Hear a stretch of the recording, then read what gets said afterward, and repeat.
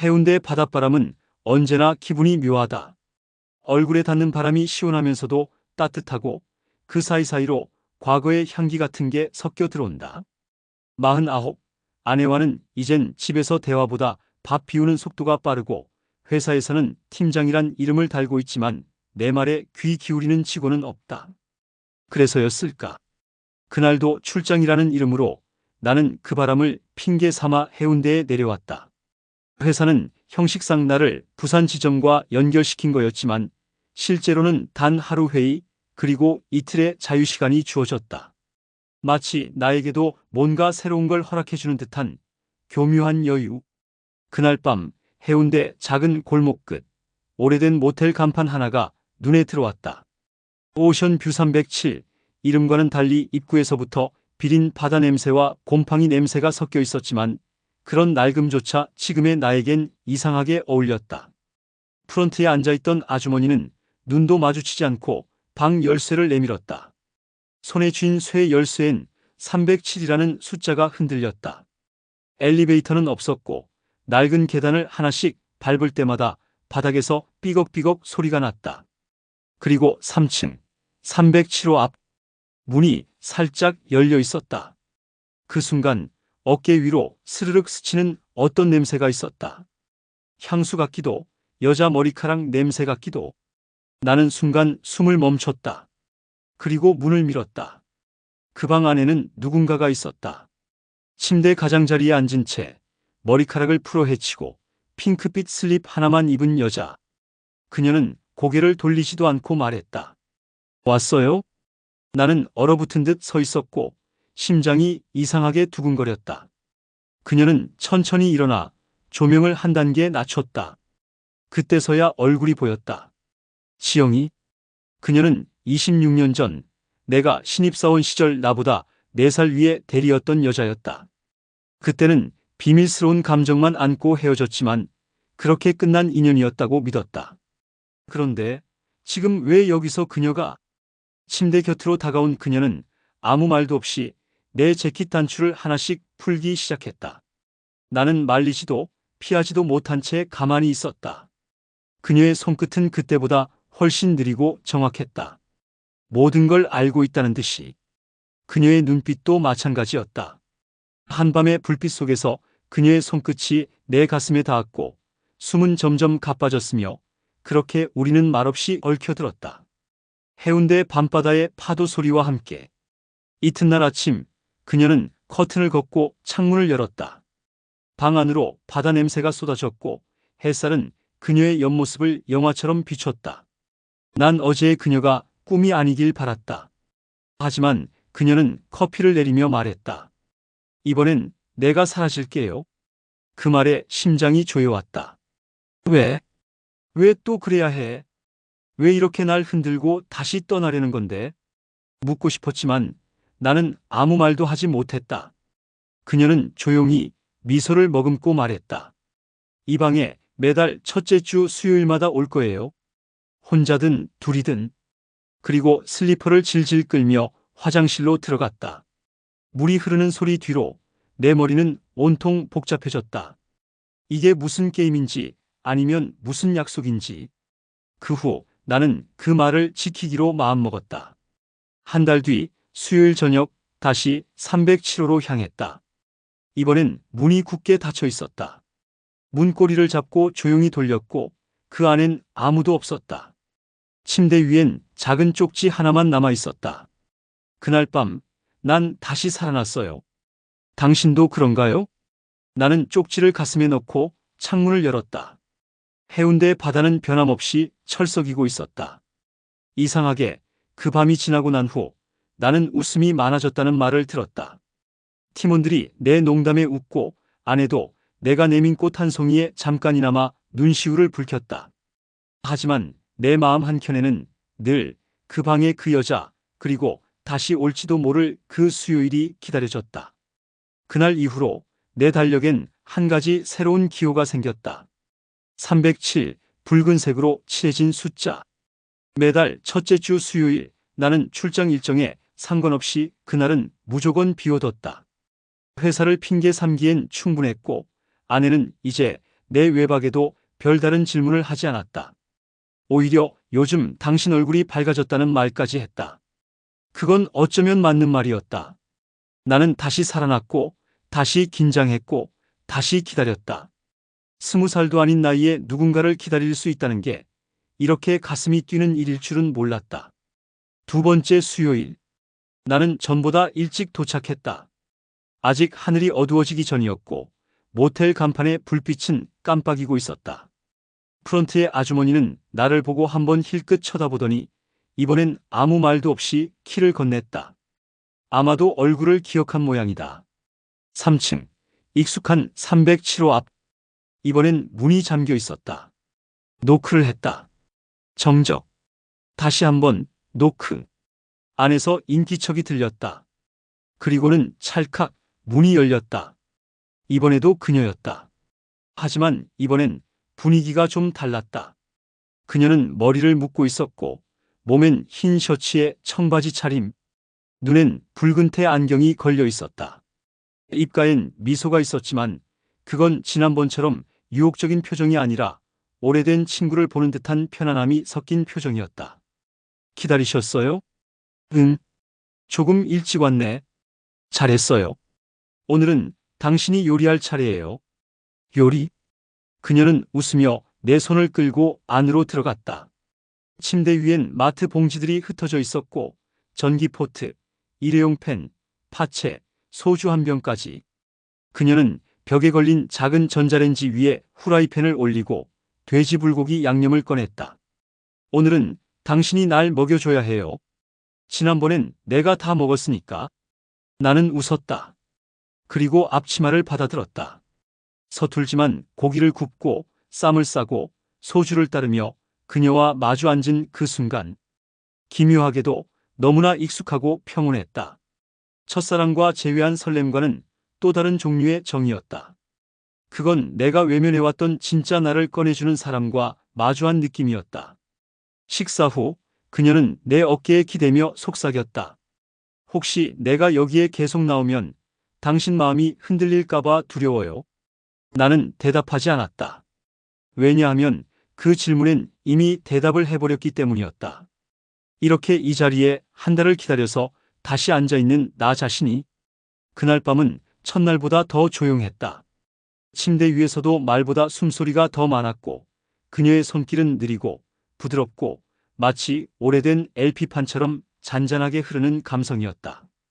창문 너머로 해운대 밤바다가 보였다. 그녀는 그걸 보며 말했다. 우리가 바다라면 당신은 밀물, 나는 썰물이네요. 왜? 나는 자꾸 도망가고 싶어져요. 그러면서 또 기다리게 하죠. 그건 당신이 나를 다시 밀어주니까. 그녀는 한참을 말없이 누워 있었다. 그 사이 나는 그녀의 목덜미에 코를 묶고 온몸을 감쌌다. 나 역시 그 시간만큼은 외롭지 않았다. 외롭지 않기 위해 애쓰지 않아도 되는 유일한 시간. 다음 날 아침 그녀는 또 사라졌다. 이번엔 쪽지도 없었다.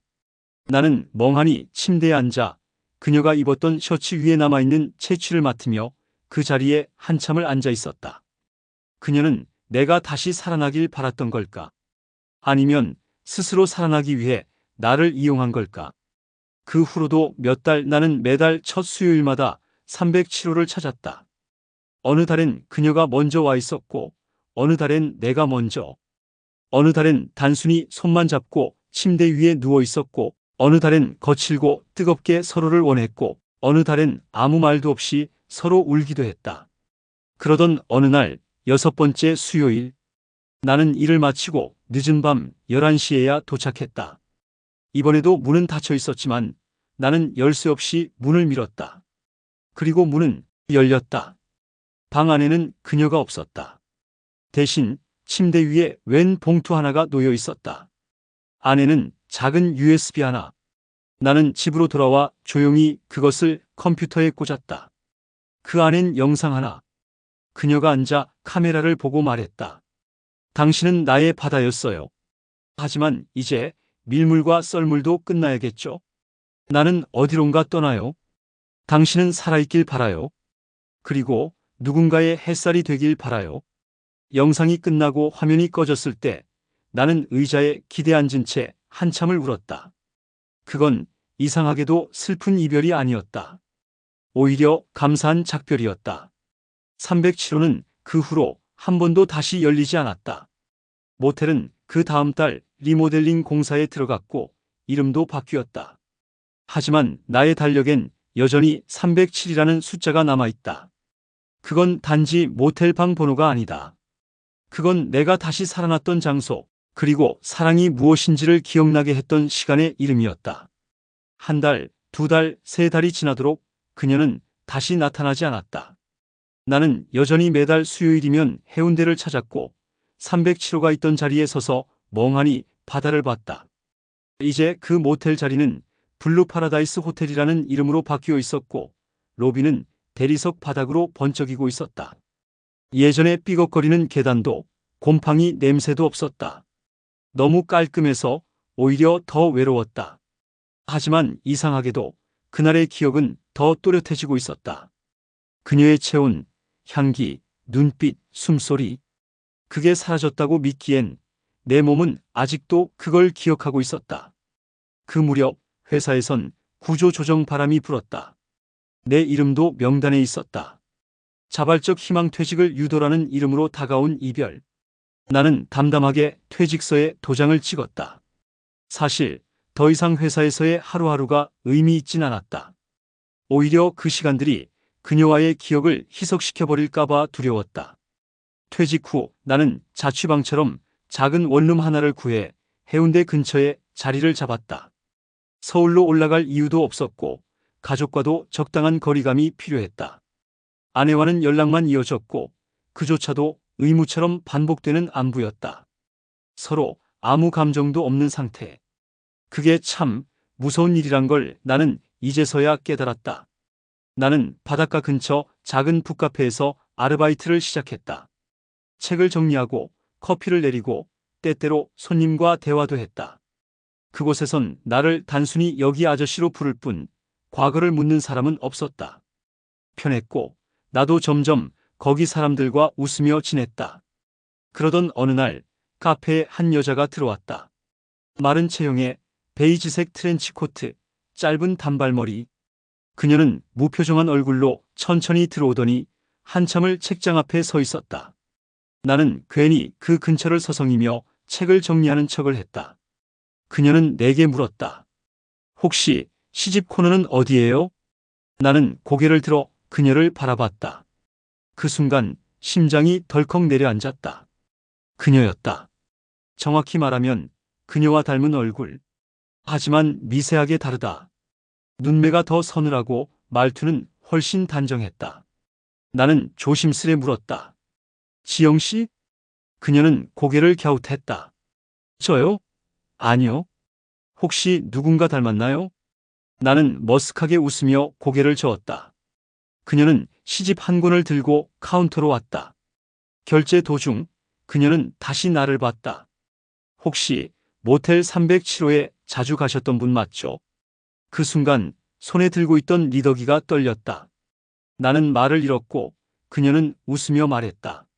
놀라셨죠? 사실 저 지영 언니 동생이에요. 지영의 동생. 나는 숨을 삼켰다. 그녀는 내게 작은 봉투 하나를 내밀었다. 언니가 혹시 언젠가 당신을 찾는다면 전해달라고 했어요. 그리고 언니는 지금 여기 없어요. 봉투를 열었다. 안에는 손편지 한 장. 그녀의 글씨는 예전 그대로 조금 삐뚤빼뚤했지만 따뜻했다. 당신이 이 편지를 읽을 땐 나는 어딘가에서 조용히 살아가고 있을지도 몰라요. 내 삶은 복잡했고 당신을 끌어들이고 싶지 않았어요.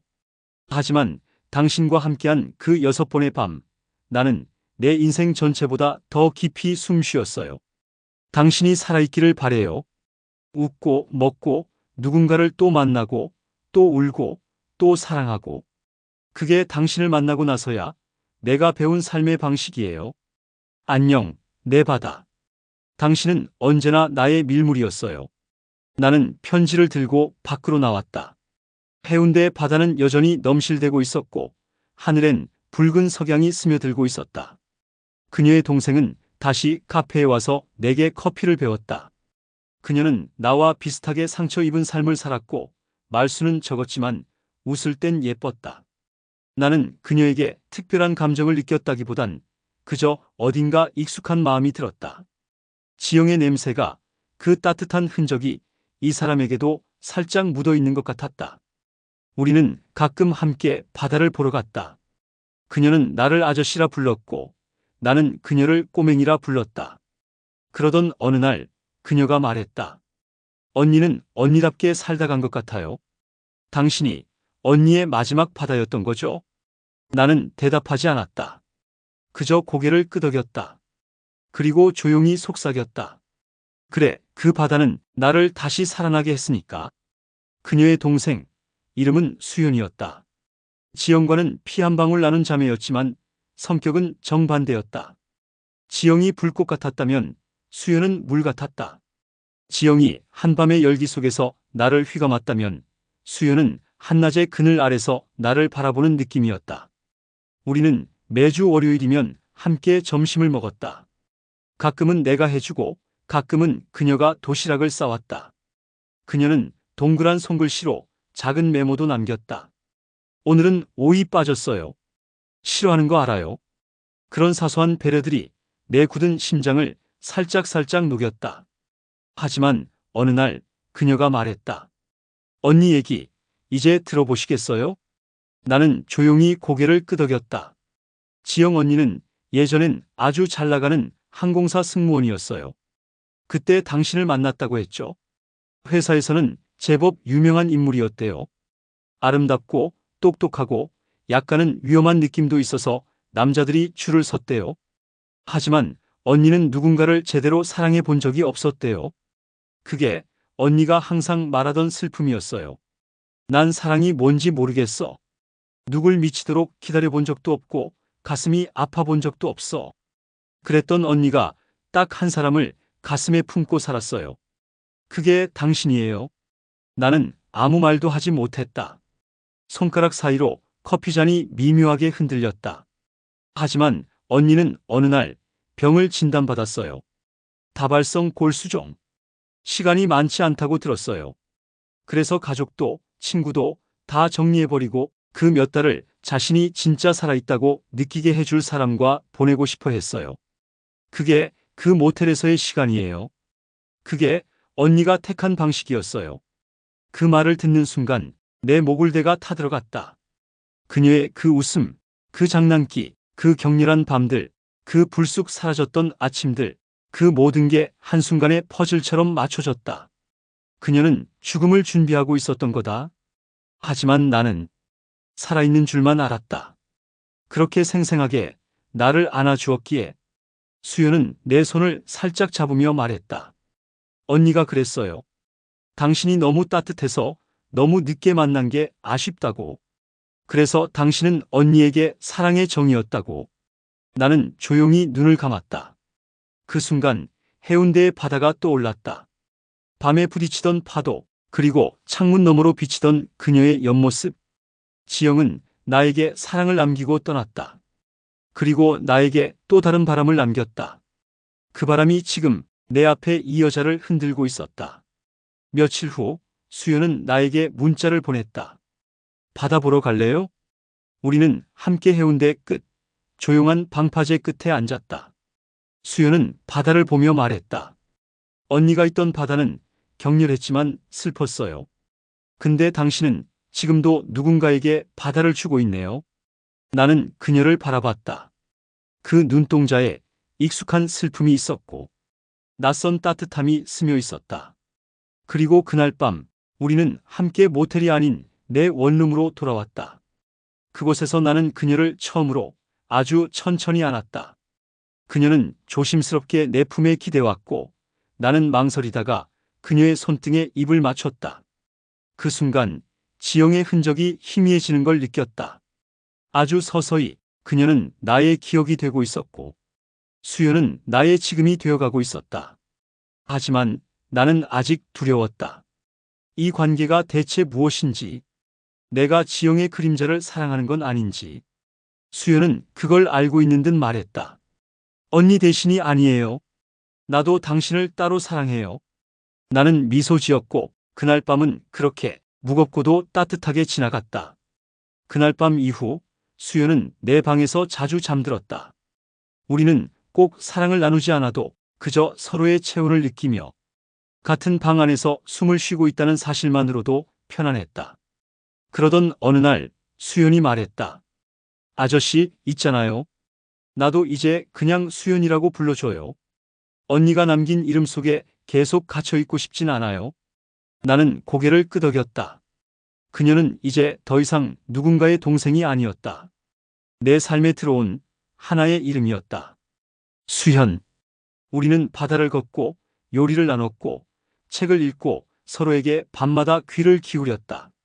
수연은 가끔 언니 얘기를 꺼냈지만 이제 그것은 아픈 회상이 아닌 살아남은 사람의 예의였다. 하지만 평화는 오래가지 않았다. 그날도 평범한 오후였다. 카페엔 손님이 거의 없었고 나는 커피 머신 필터를 갈고 있었다. 문이 열렸다. 검은 정장 차림의 낯선 남자 2명. 그중 한 명이 내게 다가와 조용히 말했다. 혹시 이분 아시나요? 그가 내민 사진은 지영이었다. 하지만 그 얼굴은 병원 복도 환자복 차림이었다. 눈가엔 피로가 가득했고 입꼬리는 겨우 올라가 있었다. 지영 씨가 저희 병원에 마지막으로 남긴 이름이 선생님이었습니다. 나는 숨이 막히는 느낌에 말을 잃었다. 그들은 이어 말했다. 지영 씨는 돌아가시기 직전 병원에 특정 조건이 붙은 문서를 맡겼습니다. 만약 이 USB를 맡겨진 이름이 와서 받는다면 그에겐 전 재산을 넘기기로 했습니다. 전 재산? 나는 멍한 얼굴로 서 있었다. 그들이 내민 또 하나의 서류엔 양도받는 자 정우진. 그건 바로 내 이름이었다. USB는 집으로 돌아와 열어봤다. 그 안엔 여러 개의 폴더, 그녀의 이름으로 된 적금 통장 복사본, 부동산 등기권리증, 유언장 사본까지. 그리고 한 편의 영상. 나는 떨리는 손으로 그 영상을 열었다. 지영은 창백한 얼굴로 병실 침대에 앉아 있었다. 목소리는 작았지만 분명했다. 당신, 이 영상을 보고 있다면 정말 당신은 살아있다는 거겠죠? 나는 죽음을 맞는 게 두렵지 않아요. 다만 이 모든 걸 남기고 갈 때 그걸 받을 사람이 바로 당신이라는 사실이 내 마지막 안도예요. 그녀는 잠시 숨을 고르더니 말을 이었다. 내 인생엔 사랑이 없었어요. 당신을 만나기 전까지는. 그리고 사랑을 받았다는 사실만으로 이제는 나도 누군가에게 무언가를 주고 싶어졌어요. 당신, 이제부터 이걸로 살아줘요. 더 이상 남의 인생 안에 기대어 있지 말고 당신 인생을 만들어줘요. 영상은 거기서 끝났다. 나는 화면을 응시한 채 숨을 참으며 울고 있었다. 그녀는 나에게 살아가라는 마지막 명령을 남기고 떠났다. 그리고 그 말엔 돈보다 훨씬 더 무거운 감정이 실려 있었다. 며칠 후 수연에게 조심스레 얘기했다. 지영이 내 이름으로 모든 걸 남겼어. 유산도 영상도 다. 수연은 아무 말 없이 고개를 끄덕였다. 그리고 잠시 침묵 끝에 입을 열었다. 알고 있었어요. 언니는 항상 그랬어요. 살면서 처음이자 마지막으로 누군가에게 뭘 남기고 싶다고. 나는 조심스럽게 그녀의 손을 잡았다. 하지만 그 손끝엔 미세한 떨림이 있었다. 그리고 수연은 말했다. 우진 씨, 언니를 너무 오래 사랑했죠? 나 질투했어요. 그 모든 기억이 부럽고 지금 이 순간도 언니의 그림자처럼 느껴졌어요. 나는 말을 잃었다. 그녀가 그런 마음을 품고 있었다는 걸 나는 몰랐다. 아니, 보지 않으려 했던 거다.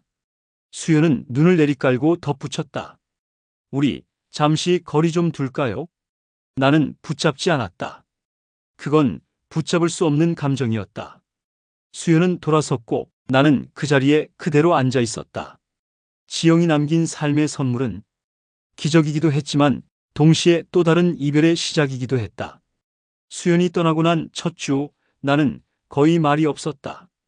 카페 일을 하면서도 고객에게 미소는 지었지만 내 안에서는 뭔가 텅 빈 우물처럼 울리고 있었다. 손끝에 남은 체온, 수연의 눈빛, 그녀의 작은 한숨이 자꾸 귓가에 맴돌았다. 지영이 남긴 유산은 생각보다 컸다. 적금과 보험, 그리고 외곽에 조그만 단독주택 한 채. 그 집은 기장 바닷가 근처 아주 오래된 동네에 있었다.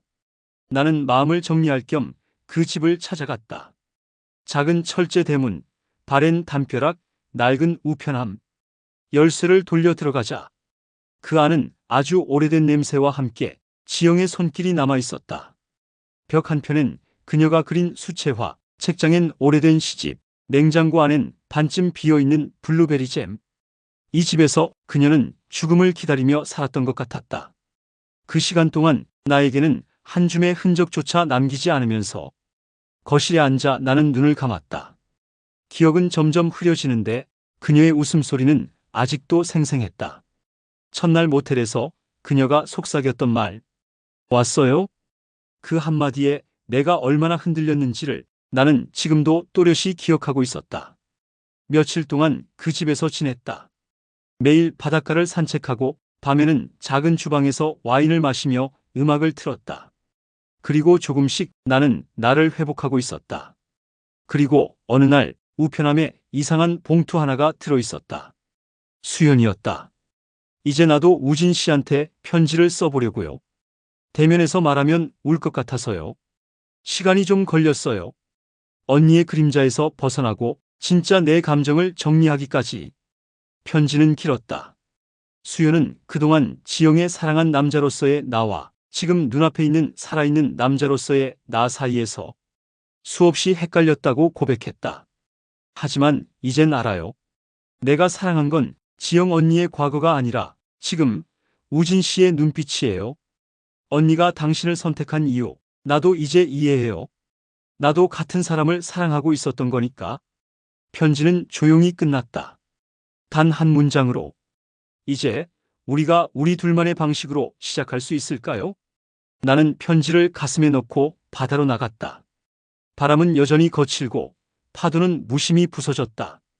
그 앞에서 나는 조용히 혼잣말을 했다. 그래, 지영. 너는 나를 살아있게 했고 수연은 나를 지금 여기 있게 만들었어.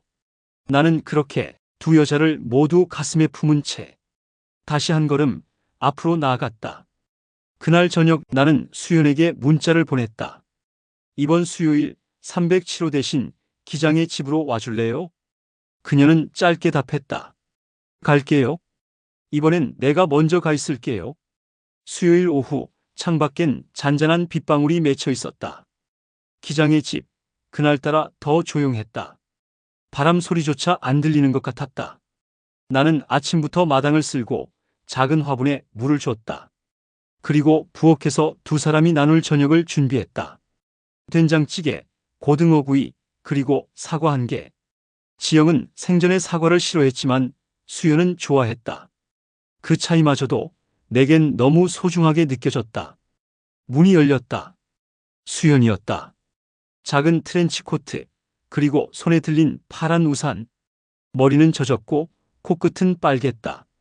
나는 그저 그녀를 바라보다 천천히 다가가 우산을 받아주었다. 늦었어요? 아니요. 딱 오늘 같았어요.